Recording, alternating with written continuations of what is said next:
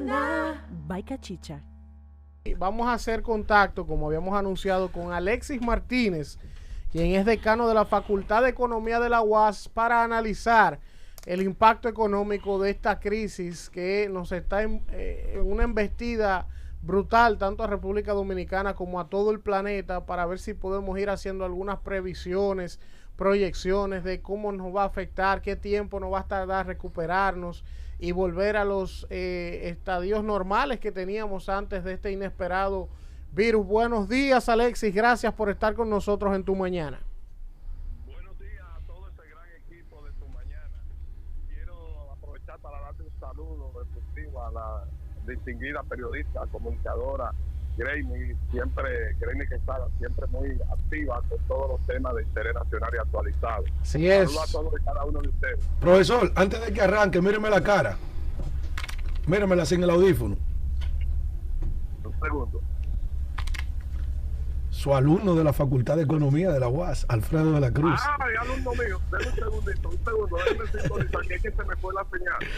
Okay. Un segundo. Ay, Dios mío. Déjeme verificar, yo creo que ya estoy aquí. Sí. Es que no me está entrando. No, yo lo digo porque para mí es de bastante orgullo. Yo estuve ahí en los años de crecimiento de él como académico en la UAS. He visto todas sus etapas caminar hasta el decanato. Y yo vaticiné ahorita su profesor. Un futuro rector de la UAS. Estamos hablando. El profesor así. tiene más de 30 años en la UAS. El profesor no tiene 30 años en la UAS, pero es un hombre de una dilatada carrera académica en la UAS.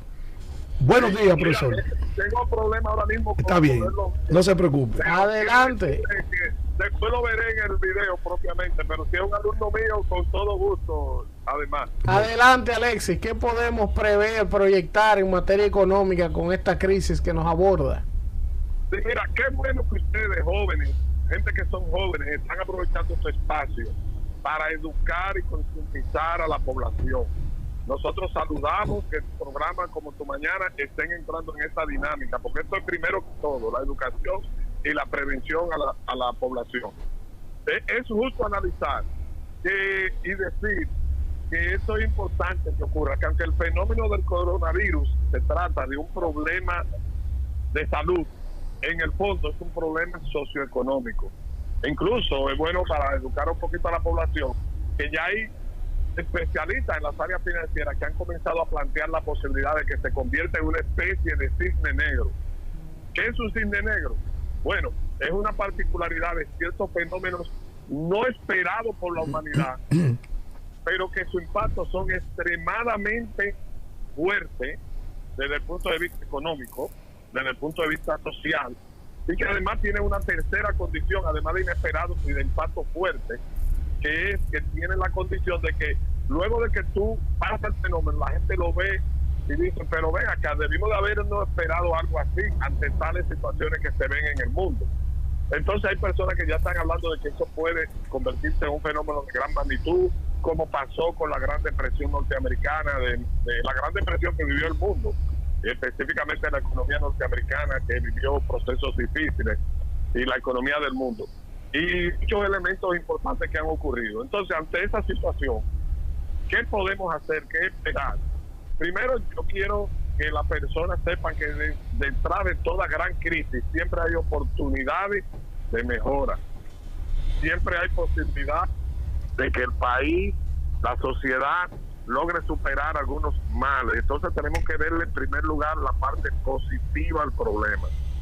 En ese sentido, lo que tenemos que hacer es ser cuidadosos, ya si fuéramos a hacerle una recomendación tanto a las empresas como a los ciudadanos, cuidadoso en este momento con el gasto que realizamos, el mínimo centavo que realizamos. No quiero traer pánico porque creemos que todavía no es tiempo de pánico, pero sí es tiempo de previsión.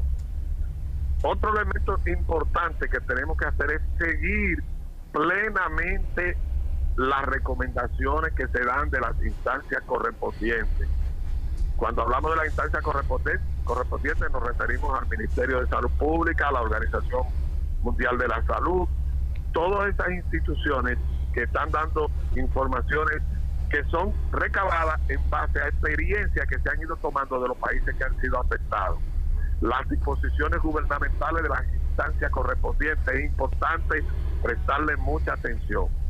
Por lo tanto, el tema del coronavirus no solamente debemos verlo como un problema social, sino también como un problema que nos puede impactar severamente en la economía nacional. De ahí el poder que pidió el presidente de la República para poder tomar medidas de corte académico, de cortes económicos que puedan mitigar los efectos de este gran problema que nos ha llegado. Profesor Jiménez, una pregunta. Alexis Martínez. Alexis, perdón. ¿Qué tanto podría, según lo que usted ha podido ver y visualizar, qué tanto podría ralentizar la economía dominicana el tema del coronavirus? Obviamente que va a ralentizar la economía por una situación obvia. Recuerda que nuestra economía está creciendo cerca de un 5 o 6% anual por década. Y ya traía un pequeño rezago del año pasado con una situación que se dio que hizo que nuestra economía creciera un poquitico por debajo. Pero hubieron problemas como el problema electoral, las diferentes situaciones que se dieron con las elecciones municipales y las elecciones internas que vinieron afectando la economía dominicana. Y a esto le vamos a sumar un problema que es de vital importancia para nuestro país, que es el tema del turismo. Nosotros el Producto Interno Bruto del sector turismo, su aporte anda rondando el 6%, 7% de la economía dominicana. Entonces, aparte de eso, recordemos el aporte de las remesas a la economía dominicana. Como tenemos sectores extremadamente vulnerables al fenómeno del coronavirus, como es el turismo y el tema de las remesas, ya que es un problema. Fíjense, yo quiero alertar. Profesor, el cierre de los puertos también por el asunto de las exportaciones, que son parte también de la generación de divisas cuando nuestros productos van a otros mercados en el extranjero, que vienen en dólares. Fíjate que la industria del crucero estaba aportando significativamente al crecimiento de la economía. Entonces nosotros no podemos aventurarnos como todavía no tenemos reporte, y además va a depender de cuánto tiempo se extienda la situación.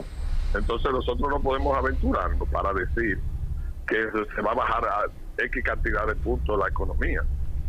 Si no, podemos decir que sí va a afectar en términos de que se espera que baje la economía, el crecimiento, que haya una ralentización en todo el año. Eso sí es que está a la vista, pero no solamente podemos hablar de ralentización, sino si la cosa se agrava mucho más y se extiende más, la ralentización de manera impactante. Manuel, eso es lo que queremos destacar. Profesor Alexis, una preguntita. Sí. Mire, este fenómeno que inició en China ha tenido en China un elemento particular, y es que China ha logrado, digamos que amortiguar, ¿verdad? No evitar, pero ha logrado amortiguar su economía básicamente amparándose en el comercio electrónico. Le quería preguntar, ¿usted cree que existen las condiciones en República Dominicana para nosotros, todos estos comercios que van a estar cerrando, todos estos negocios, poder mitigar el impacto económico a través del comercio electrónico? ¿Ya existe esa posibilidad o seguimos solamente teniendo dependencia fundamental de este modelo económico de servicios, de turismo, de remesas, etcétera? El problema es que, fíjate, tú coges sectores como el sector turístico, que ya venía potencializando el uso del e-com, del comercio electrónico, y ya tú sabes que las personas normalmente todo lo estaban haciendo por eBay, por plataformas digitales. Aunque Amazon. tú hagas comercio electrónico, Amazon, aunque tú hagas todo el comercio electrónico que hagas, tú tienes que saber que hay sectores de nuestra economía en particular que se van a afectar, y entonces tú no puedes traer turistas aunque haga el negocio, en vez de por una plataforma física, lo haga una plataforma digital. No lo vas a traer porque es un tema son 168 países al día de hoy que están afectados. El tema de la zona franca, el tema de la agricultura, todos esos son temas que caracterizan nuestra economía, pero también tenemos que entender cuál es la naturaleza de nuestra economía.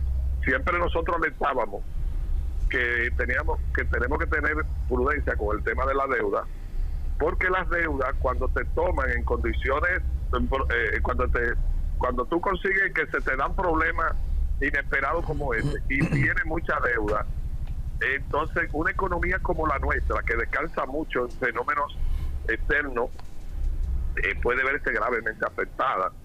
Pero yo no quiero alertar, yo no quiero generar pánico, en honor a la verdad, sino precaución, previsión, exhortar a la familia que realmente cumplan con las medidas que está proponiendo el Estado Dominicano, Profesor, protocolos internacionales. Profesor, una preguntita ahí mismo. Profesor, usted que habla de la deuda, en esto, bueno, no hay quizás en estos últimos tiempos, estos últimos años, vestigios de un fenómeno como este, pero en este momento, a propósito de la deuda, ¿existe la posibilidad de que estos organismos internacionales a los que le debemos puedan dar una concesión, ¿verdad? Para digamos que poner en pausa los compromisos de deuda que tenemos. ¿Existe esa posibilidad o esto no? Sí. Esto está...